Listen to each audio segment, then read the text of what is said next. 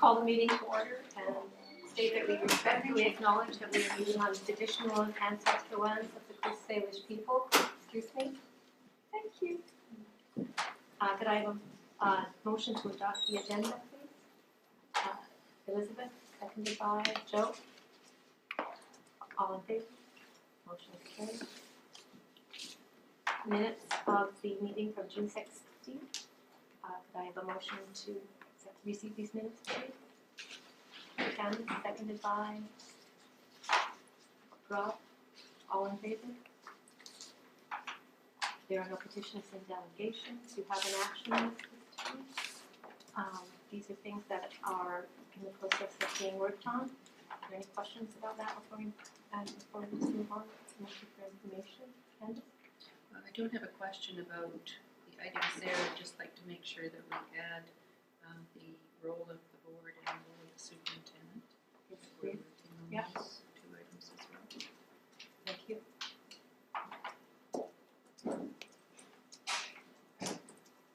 Any further additions? Moving on then.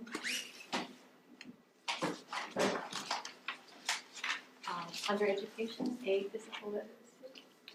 And I have a report. You have a report, and at this point in time, we have no assurances that Drew has been able to secure the funding. He's the fellow that came to do a presentation. So we're recommending that that we not look at the K-3 mentorship program at this point in time, but I do want to assure you that the K-3 mentorship program is just a very, very small piece of physical literacy, and that I am still working with the community committee around physical literacy and are supporting that. And so this is sort of specific to the K-3 mentorship program. Yes. Yeah, through you to the assistant superintendent. Where was Drew attempting to receive the funding from? Through, I think his funding comes from RBC. So is John Elsinger aware of this recommendation?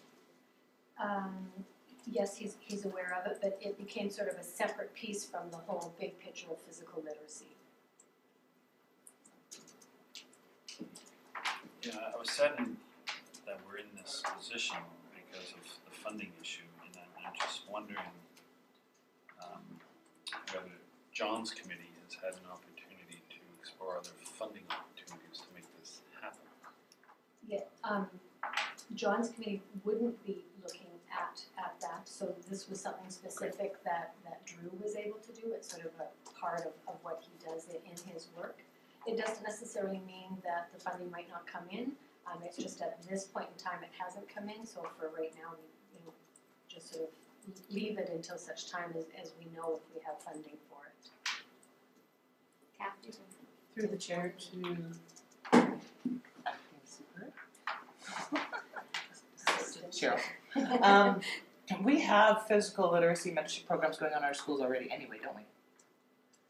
I know I've run into it a couple of times in some of our sites. Physical literacy from the big picture, yes, and we also have Dr. Dean coming down to do a presentation with the teachers on Pro D Day. So in the larger picture, we are certainly working towards developing a deeper understanding of physical literacy itself. This was a very specific program targeted to fundamental movement skills. Thank you. Joe and Elizabeth? Kathy's already asked. Okay, thank you. Elizabeth? Sorry, if you could just clarify for you. So it's really just the money at this point, or are there other reasons?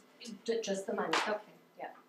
I'm just wondering, you've got in the recommendation that we not pursue this, quote, at this time.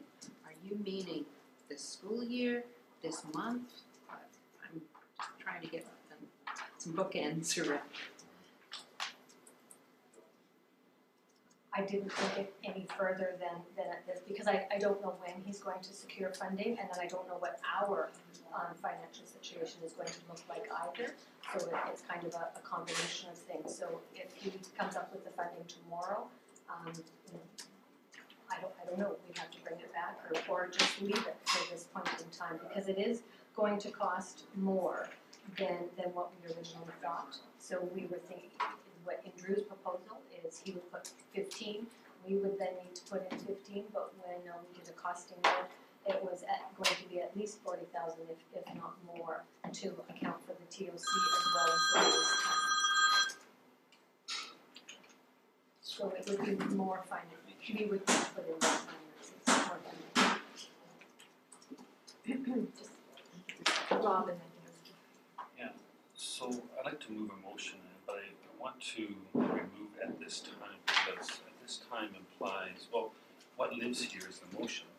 And it doesn't give a reason why we are pursuing. So I'd like to move that the Board of Education not pursue K-3 mentorship program that is connected to physical literacy until appropriate funding is obtained. And that we request, I'm not quite sure which committee John Alzinga heads or co-chairs. But the second part, maybe you should be second motion, okay, I'll move the first one then. Is there a seconder for that motion? Elizabeth? Discussion? We have some serious financial restraints coming down the path in front of us, and I'd be worried that if we say that we'll only put this on hold till the money is available. I just wonder if there's something that's more important, so I'm not sure that I can support that motion. Joan and I have to agree with Kathy, because I know we talked about this, and we know that we've got some serious issues coming down the pipe. We know that we've got some of this stuff already offered in the schools, and I really can't. I mean, I hate to say it, but I have to say there's a line that we can't cross, and right now I'm standing at that line that I can't. I was actually leaning towards supporting the motion because it doesn't rope us into anything, and so if resources were to come available, it would be worth a second look. But I also wonder about what would trigger the second look is if Drew actually could say, yes, I have this kind of money available, and that would simply trigger another look, in which case I would support the motion. I wonder if you could reread the motion, because I'm not sure if we need to add for reconsideration or not. Sorry, do you have it? I can Sure. that the Board of Education not pursue a K-3 mentorship program that is connected to physical literacy until appropriate funding is obtained. So I think the missing piece for me is that it would be reconsidered at that time. The way it's written without that, it sounds like we're going forward as soon as we have money. No. Well, I know that's the intent, but that's Yeah, not what it that's not the says. motion. Yeah, there we go. Well, the language behind until appropriate funding, it leaves a discretion at a future time. Do we have appropriate funding because we have priorities? We don't know what the future unholds, but to say nothing implies we're not interested in physical literacy. This is a financial issue that is determining our decision to make a decision at this moment in time. So that's why I'm just saying, to just say at this time, it implies that somebody reading the resolution that we're not interested in physical literacy. Ever. This is giving a rationale. I would also, my second motion was to do with, let's not give up, because there's a kind of a whole movement in the valley towards supporting this. If we abandon it, we should say, let's put a challenge out to that group, saying, help find the money. And then at that time, we have to then consider whether we can fit it into the program or not. I'm tending toward supporting this motion as well, but I would like it clear in the motion, and I'm wondering if you, mover and seconder, would be okay with a little friendly addition Absolutely. on Make it work. on reconsidering it if we move the first part of the motion, so that it becomes clear that we're going to reconsider, not that we're going to move forward automatically. Any understanding to that question? You're the second That's- motion. Yes, okay. The other thing, the way it's worded now, is that even if we did put for reconsideration, it could just hang there forever. So do we need a clause saying that there would be some continued correspondence with Drew regarding financing and that would come back to the table and that kind of thing? This is becoming a paragraph. Okay, An essay. fine. No, I just sometimes get to have a trigger in it. I think because we're the board and you're not gonna leave it hanging out there. Okay. So I think that Okay. as long as a friendly amendment happens, just With the with the reconsider reconsideration. piece, I would Okay. support the motion. But to leave it hanging out there with, you know, I can't imagine Okay. the people sitting at this table allowing that to happen. So I'm wondering, just trying to figure out how or where the reconsideration friendly amendment would go. So, I'm wondering then, is that the existing motion should stand with the amendment that it reads in it, and the board will reconsider this when appropriate funding is available. Yes. A motion to amend the motion has been, don't have to do this. We're doing it by way of friendly. Friendly, yes. We're doing it by way of friendly amendment. What I think I'm hearing you say is that at the end of physical literacy, not pursue a K-3 mentorship program that is connected to physical literacy, and reconsider the program if appropriate funding is obtained. That's what I said. Yes, That's what I it's heard you say. perfect. I'm so glad you're so articulate. You know what we mean. Any further comments?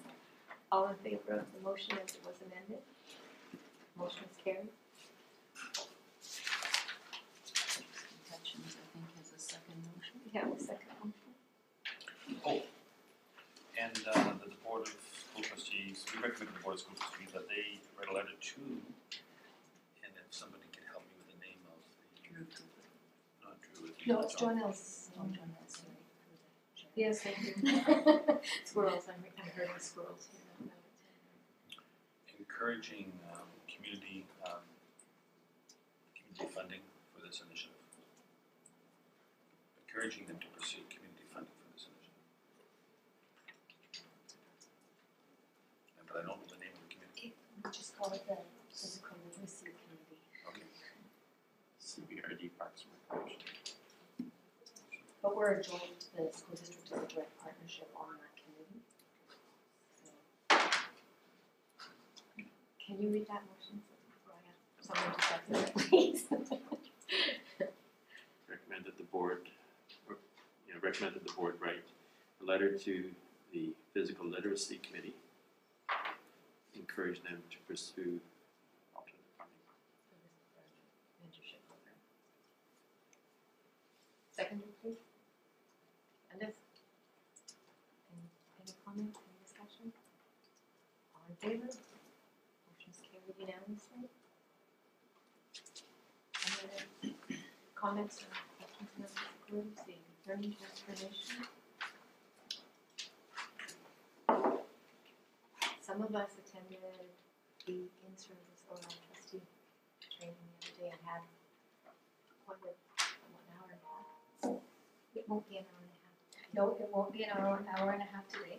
So I'm just going to give a sort of an overview of the learning transformation. I'm not Rod, I don't have all of his stories, but so it will be sort of a condensed version. So here we go. So just to give some overall perspective, just to talk about the BC on the world stage. And British Columbia, you can see up there, is third overall, with Japan and Finland ahead of them.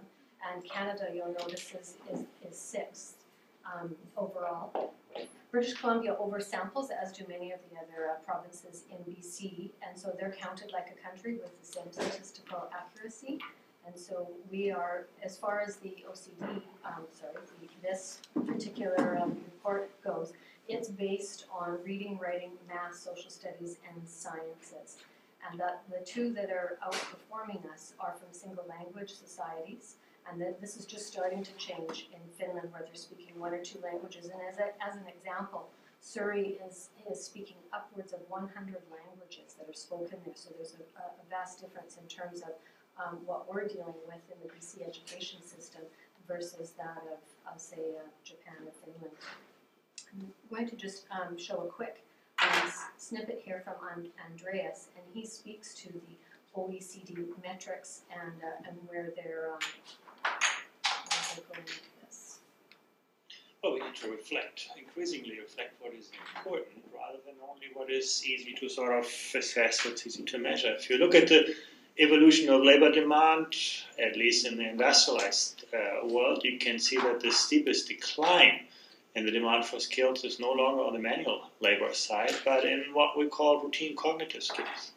The kind of things that are easy to teach, the kind of things that are easy to test, are also the kind of things that are easiest to digitize, automate, outsource, and that's what we're seeing. We're seeing sort of the hollowing out of labor markets. On the one hand, you can see at the top end of the skill spectrum, people who can think creatively, who can think out of the box, who can integrate the knowledge of different subject disciplines. They're fine. At the bottom end of the spectrum, we're seeing declining wages, but jobs are quite stable. It's the middle part that is the worry, the kind of things that schools have focused on a lot in the past. Routine cognitive skills, teaching people something and expecting that this something is going to help them later in life. But the test of truth is no longer, what you know, but what you can do with what you know. And I think that's what we need to reflect in the kind of learning metrics of the future. One of the key things that he talked about there was that it's no longer what you know that matters, which is a lot of what our premise of our education system has been on, and that it's what you do with what you know that makes more of a difference. I mean, the OECD metrics are that have basically been measuring the cognitive abilities. They're starting to realize that maybe that's not the right metric anymore, that maybe we need to be measuring other things and not just cognitive understanding. So they're starting to measure other things like collaborative problem solving, and so far the early results in BC is that we've done fairly well. We're also starting to think about we need to have more integration and think about things in a different way that we've done before. So subjects have to be far more integrated and collaborative. I'm going to sort of move on to Young Zhao, and so he'll sort of further talk about where the transformation, is coming from.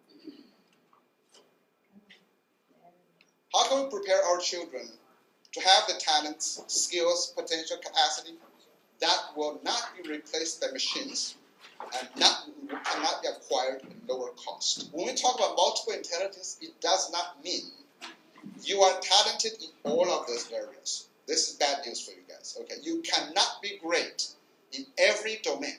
If you were, we would call you God. And you're not, so we don't call you that. So the thing is that if you are talented in one area, there will be some weaknesses in other areas. So this is actually quite fascinating. So I haven't seen most people in this one, in this round, to be great in every domain. But also, of course, by the same token, if you are really bad at something, you must be good at something else. Basic desires and drive us. Curiosity, family, honor. But he also said, however, each person prioritizes this motivation differently. So we have a unique motivation profile plus unique talent profile. Our traditional education model is about fixing a deficit. Is about, we prescribe a set of curriculum that we think these are the most important things you should know, that everybody should know. And if you know that, you're good. If you don't know that, we're going to fix you. So that's the idea. It's called homogenization. We do not look at individuals. We look at what we want. We do not look at what people have. That's what we do. And this model was designed to prepare employees for existing jobs. And now we know the existing jobs don't exist yet. I mean, they're going to be gone, as we heard from the Women's Council right now, just on entrepreneurs. We know actually the most companies will survive over 10 years. We need new entrepreneurs come along to create new opportunities. So those jobs will be gone. How do we create that? We always underestimate our children in those two domains. One is underestimate their drive for learning. All children want to learn. Second thing, we underestimate children are extremely motivated. They want to do something. In our school, I sometimes find ironic. How do you motivate children? You don't need to motivate. Children are motivated. And they want to. Human beings are born with a desire to socialize, to belong, to be curious, and we need to calculate. So, not based both recent researches, engage children in doing meaningful things, meaningful, authentic things that you feel you can't even take away from them. You know, mastery, autonomy, all those things becomes very important. You create that condition, they are motivated. And finally, we need to think about education as a globalized campus. Our schools are not isolated anymore.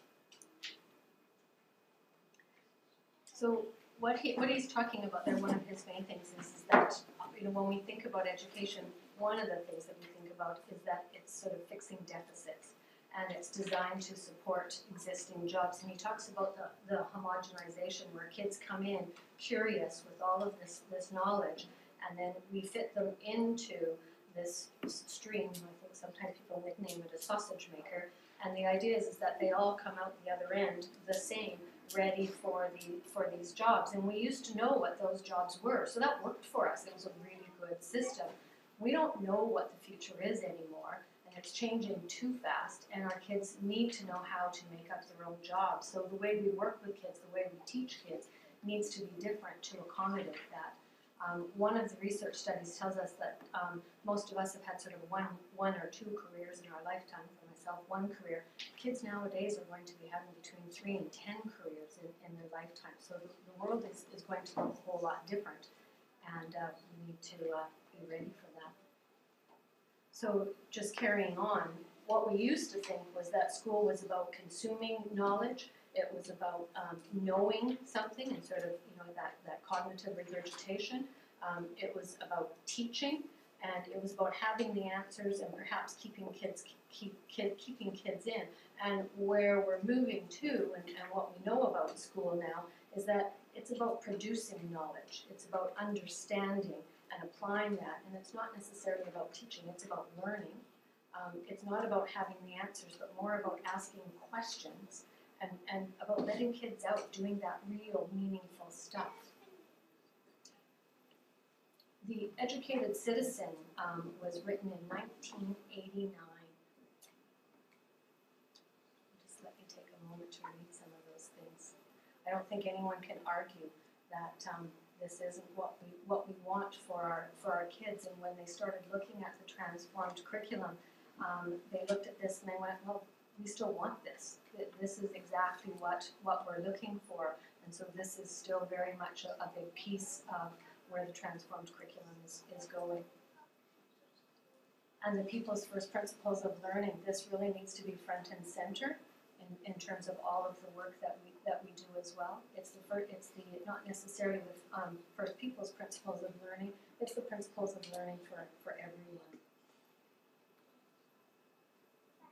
So the 3 pillars of the transformed curriculum really support the development of the BC educated system, and I'd argue that the principles of learning for First Peoples as well. And it's really key to understand that there's lots of rumors out there that literacy and numeracy, that they're being downgraded or whatever. They are still absolutely foundational to the transformed curriculum. We're now, though, rather than looking at sort of the cognitive piece of just knowing something, we're really trying to look at having a deeper understanding and applying of rich content. And then the core competencies, and as you saw that in the Educated Citizen, around being able to think critically, about being able to communicate, those core competencies are also at the core of the curriculum. And I think one of the key things is that there's a great difference between knowing a thing and understanding it. So the curriculum looks a lot differently now. That's an example of social studies, grade 4 curriculum. That's it, that one page. It's not a great big huge binder of pages and pages of learning outcomes. It's now this. They've changed it to look at core competencies, big ideas, and then the concepts and content. have now been reduced to just a few learning outcomes as opposed to the 90 to some odd learning outcomes that there were in the past for each of the different subject areas. This is just a little bit of a close-up of the top piece of the curriculum, and this is sort of showing the Science 9. So the core competencies are communications, critical thinking, and personal and social awareness. And this is what we want kids to be. This is how we want them to be. We want them to be good communicators, critical thinkers, and to have a really good understanding and knowledge of personal and social awareness. The big ideas, those are what we want kids to deeply understand. And so the curriculum hasn't necessarily been changed, but they've transformed it in terms of narrowing it down to these big key concepts. If I just back up to the social studies, you'll see that there were 4 big ideas in the social studies grade 4, and then 6. So between each of the different curriculums, there's between 3 and 6 big ideas for each of the different curriculums. Down below you see the curricular competencies, and those are what we want kids to be able to do, and then the concepts and content, those are the things that we want kids to be able to know. So it has gone through quite a big transformation. I think that one of the big things that we'll notice in terms of science being a really good example is the curriculum hasn't necessarily changed, but what we did notice in science was that the grade levels have moved down. So what used to be grade 10 science, by and large, is now grade 9 science. What used to be grade 9 science is now by and large grade 8 science. So we did see that kind of a movement, but it isn't necessarily new curriculum per se. It's new though in that there's lots more space. Right? There's a lot more space for teachers to be flexible, and what Young Zhao was talking about in terms of making meaning and making it real. So with that space now, hopefully that will allow those teachers who have always been sort of behind closed doors doing that kind of magical work. Now this really gives them the permission to be able to do that. In terms of what's ready for use, what's in the green, all of those have gone through first draft. They've had over 8 million hits providing feedback to that, and so what's available now is a result of all of that feedback. And the pieces in blue are the new curriculums that are just out in first draft and are asking for feedback on. And then the teachers that were on the writing groups for each of those, they're going to be getting back together this year, going over all of that feedback, making changes to it, and so that in terms of the timeline, next year when that K-9 curriculum is fully implemented, those curriculums that were in the blue, they will be ready to go. So this year is the year to play. It's the year to start getting into the curriculum and playing with it. By no means are we saying you have to do it and you have to do it all. What we're hoping is the messaging is find something that resonates with you, give it a try, see how it works, and to try to start playing with the curriculum. For some, they're already there. They're just like, now they can open the door and share what they've already been doing for such a long time. And others, it is going to be a little bit different. So we're on a bit of a learning journey, but we always are. So it's all good. As far as the 10 to 12 goes, the first draft should be available fairly soon. I keep checking and I haven't seen them yet, but perhaps I've missed it. But they should be out fairly soon. And then they will also be going through revisions and having teams come back and look at the 10 to 12 curriculum. And so next year, that will be ready for 10 to 12 to play with, and then the following year in 2017, it'll be for full implementation. As far as assessment goes, there's this great big huge circle of different groups. They're called the Advisory Group on Provincial Assessment, or AGPA for short. And they've been tasked with the job to determine the purpose of assessment at all levels, provincial, district, and classroom, as well as what should be assessed. And right now they've mostly been focused they had been focused on the FSA, and AGPA 2, which I'll get into in a second, has then started to look at the provincial assessment aspect of things. So the AGPA group from January to August, we're working on what do we want this provincial assessment to look like. They actually did agree that whole group on what they thought it should look like. They've put a report into the ministry, and there are some samples. They haven't been let out yet, but apparently some descriptions and some samples of what they think that the new provincial assessment might look like is available. In October, they want to sort of be building on that, and then it's proposed that next October to have some field-wide testing. And I'll just piggyback on what Rod says. They're saying that by 2017 it should be in full implementation.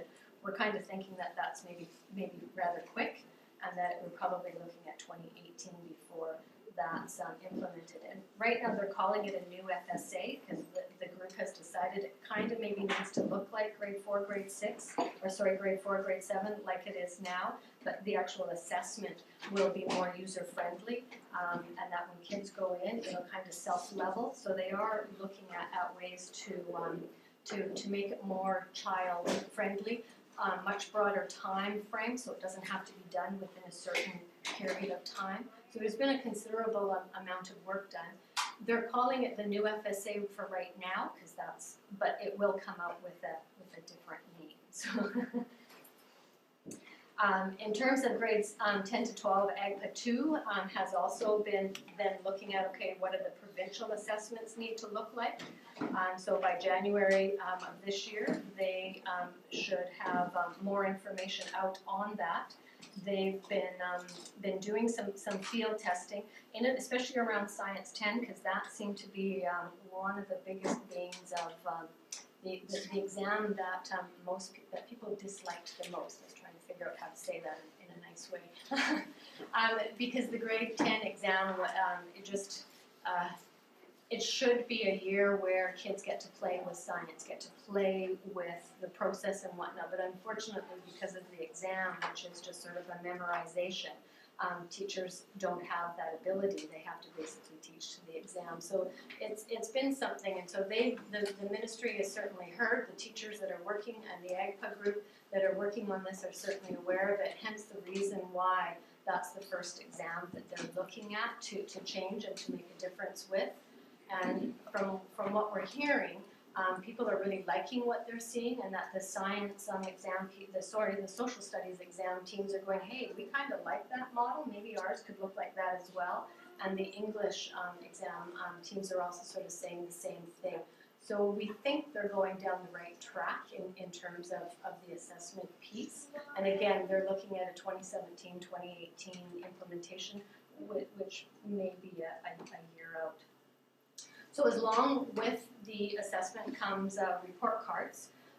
And so at this point in time, what they're looking at doing is developing new reporting guidelines. So what we're hoping they're going to say is not sort of dictate that there shall be 3 report cards, but produce some guidelines that allow some open-endedness, because we know that having these parent-teacher interviews twice a year and these arbitrary sort of 3 dates in a year when you have a report card aren't maybe necessarily the best way to communicate student learning to parents.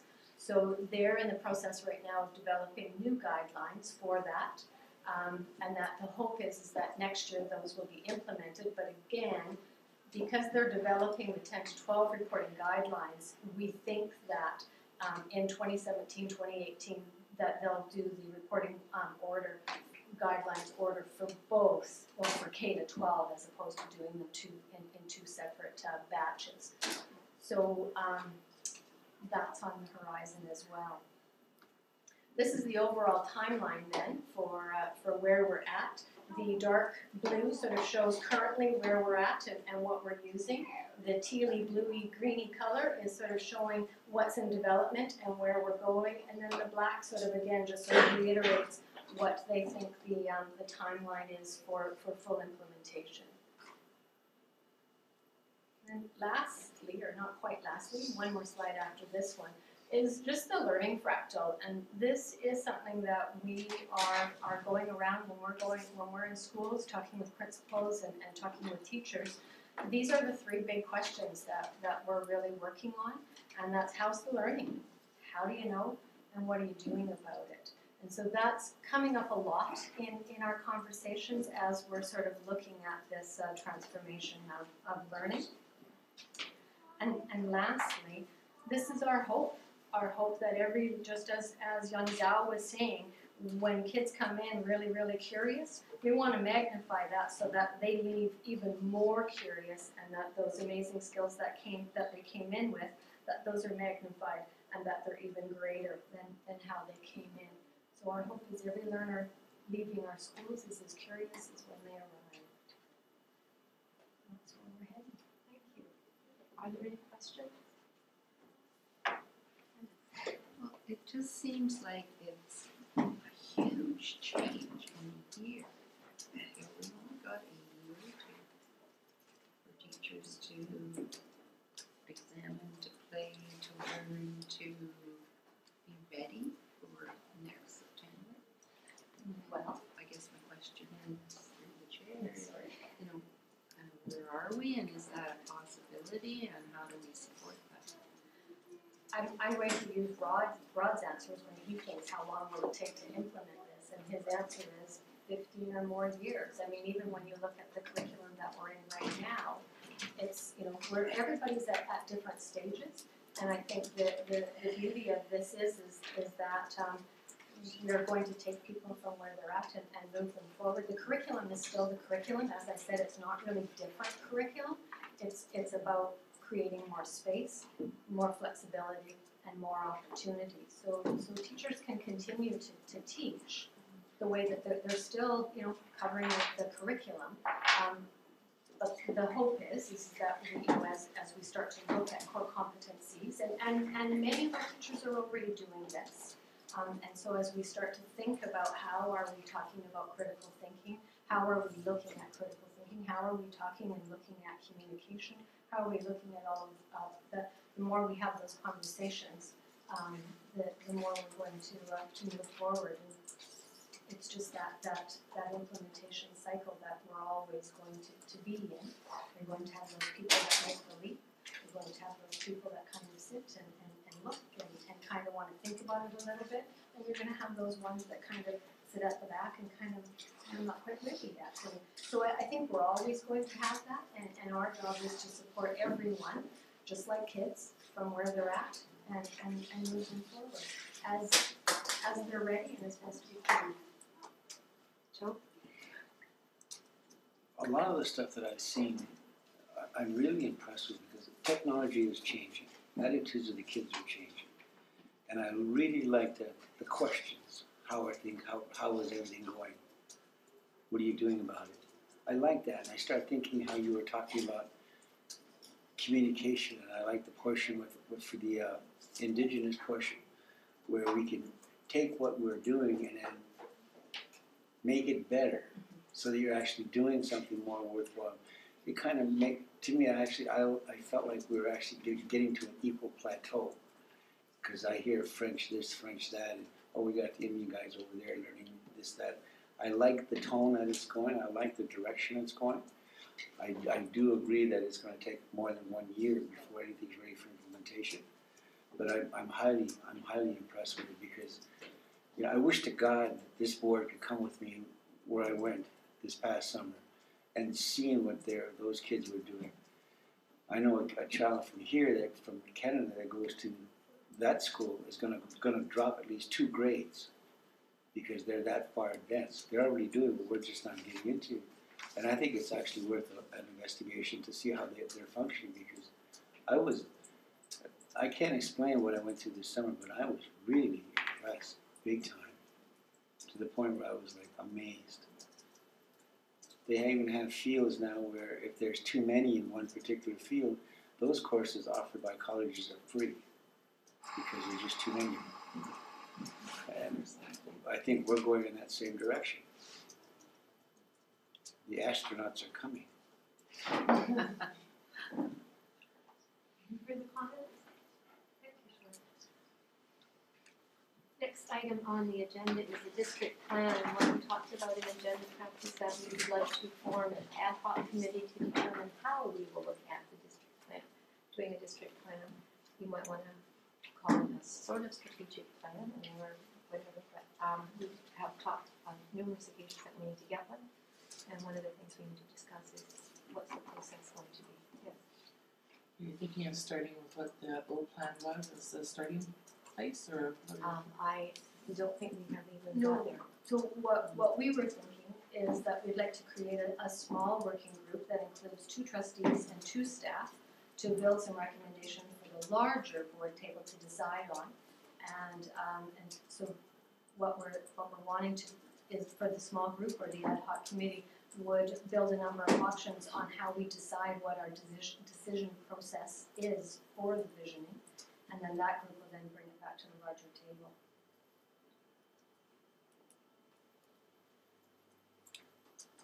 And is there, yes, Well, I'm just exploring this recommendation with staff and wondering if that number of trustees is sufficient for us to develop a plan. And the only reason I ask that is because we have a pass model, and a pass model is a process. We have other models from other school districts, and I don't think we have a set agenda at all. And I'm thinking maybe more heads than 2 trustees. I guess where I'm thinking is the people, the trustees who are interested in planning, developing a draft plan to bring back to the board is important. Every one of the trustees have ideas, and so to me it seems a little exclusive to limit to 2. So, Madam Chair, I thought I heard it was a plan to plan. Yes, It's not the plan. that's right. So it was 2 members of staff and 2 members of trustees to actually develop a process for us to plan. Not to create the plan. Sort of correct. that's So do we need more than 2 people to, if I may ask a question, do we need more than 2 people perhaps a rhetorical Great. question. to create the plan? To plan? In my mind, yes, and I think that's because we sit with 3 people who have a lot of experience in the past, and then we have 4 new people who may be really interested in looking at that. So maybe we need to find out how many trustees are interested. To me, I would hate to exclude anyone who's interested. That's my thought. Randy, did you have anything? This is just come up with a plan to build a new vision, Not, so not a vision, or the new, the actual, what are we doing, not the. okay. I am interested. Okay, you'd be interested, anyone else? Dennis? Okay, we have 5 right now. So, yes. But I'm still a little confused with the 2 different interpretations. It's not unusual from my experience where the chair and staff come together and they come up with some ideas and it comes to this board and we thrash it out, kick it back. You guys didn't get close to where we want to go in process. So now it's expanded to 2 trustees. You want to expand to 5 to actually come forward with a process. So I personally think staff and a couple members of the board could do it. That's not the work. The work is the vision itself. You all have to be there for it. So, and it's a 2 trustees don't do a good enough job with the staff. They'll be, yeah. As usual. Thank you for that vote of confidence. Yeah. I can see where Candace is coming from because it's such a fundamental and such a basic, and perhaps if the door were open for more trustee participation, it wouldn't get kicked back at the first time it went to a full board meeting, you know, like we're gonna have a better chance of getting it right on the first time. So I can respect that, but I mean, maybe if we formed the committee and it was open, maybe we would discover that not everybody was gonna be able to pursue it, you know, it's a lot of meetings and stuff. And to go at it that way and say, maybe give people a time frame to decide whether or not they can follow through on it. Have it both ways. Waiting for, yes. Can I just say, I think developing the strategic plan, the vision, beliefs, values, looking at the work that's already been done in that area, and a process to involve school community and or larger community is quite a complex undertaking from my experience in the past. So, I mean, I'm happy if the board is wanting to go forward with only 2 trustees. Because I understand what you're saying, it's just a plan to develop a plan. And I understand that, but it's a complicated thing in my mind. And I also would like the ability for any trustee who wants to join in that conversation from the get-go to be there, so that's what I'm saying. Yes. I'd like to move that we recommend to the Board of School Trustees that the chairman establish an ad hoc committee to create a plan for the strategic plan implementation with no less than 2 members of senior staff and no less than 2 trustees, but it'll be open to all trustees. Second. Well, I'm so glad you guys are all here. Any further conversation? Any further comments? Okay, all those in favor? Motion is carried. So we will have to do this. Yes. Is recommendation to the board, so go to the next board meeting. So the meeting that we have on the 18th, I believe it is that is just to deal with governance model and not to do with the strategic plan? You're talking about the, October 18th, Trustee retreat. yes. yes. This governance. However, facilitator is looking for input from the trustees to develop the agenda. So if that comes through as a major interest, then I assume we'll be talking.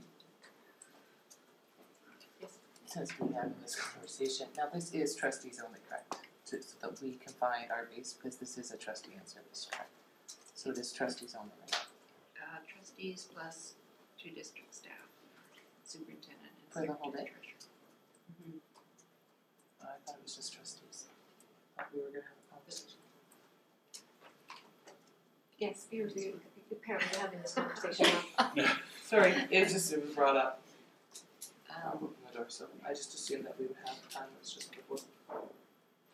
We may choose to do that, but at this point, those 2 people are there at least at the beginning, and we can establish different parameters if we want to. Yeah, that would not be polite. There's no business and operations. Nothing to be added. So we have reached the end of our agenda. Could I have a motion to adjourn, please? Joe, seconded by? So I can't go in. Little person to come. Across the table. All in favor? Motion is carried. Thank you very much, folks.